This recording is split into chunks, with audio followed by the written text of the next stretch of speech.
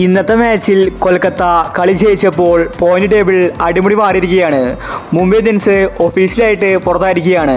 അപ്പോൾ IPLന്റെ latest point ടേബിളാണ് നമ്മൾ ഇന്നത്തെ വീഡിയോയിൽ നോക്കുന്നത്. ഇതുപോലത്തെ IPL ന്യൂസിന് വേണ്ടി ചാനൽ മറക്കാതെ സബ്സ്ക്രൈബ് ചെയ്യൂ. മുംബൈ ഇന്ത്യൻസ് കളി തോറ്റിരിക്കുകയാണ്. ഇനി അവർക്ക് ഒരിക്കലും പ്ലേ ഓഫിലെത്താൻ സാധിക്കില്ല. 11 മാച്ചിൽ നിന്ന് 6 പോയിന്റ് മാത്രമേ ഉള്ളൂ.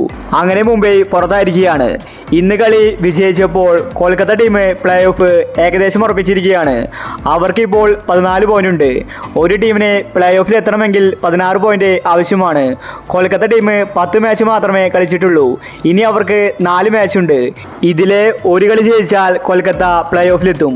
അതുകൊണ്ട് കൊൽക്കത്ത 99% പ്ലേ ഓഫ് ഉറപ്പിച്ചിരിക്കുകയാണ്. നിലവിലിപ്പോൾ പണി കിട്ടിയത് CSK ടീമിനാണ്. കാരണം അവർക്ക് 10 പോയിന്റ് മാത്രമേ ഉള്ളൂ. ചെന്നൈ 10 മാച്ച് കളിച്ചു കഴിഞ്ഞു. മുൻപിലുള്ള ടീമുകളെല്ലാം തന്നെ 10 മാച്ച് കളിച്ചിട്ടുണ്ട്.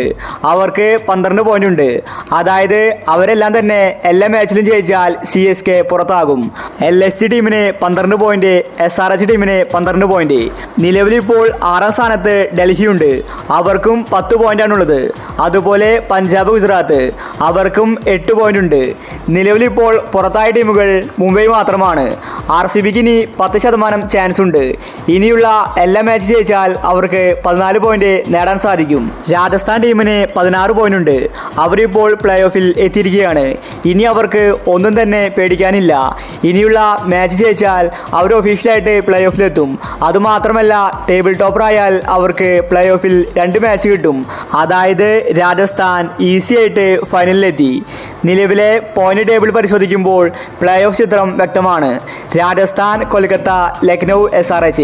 ഈ IPL പരിശോധിച്ചാൽ RCB, മുംബൈ, CSK ഇവർ പുറത്താകാനാണ് സാധ്യത.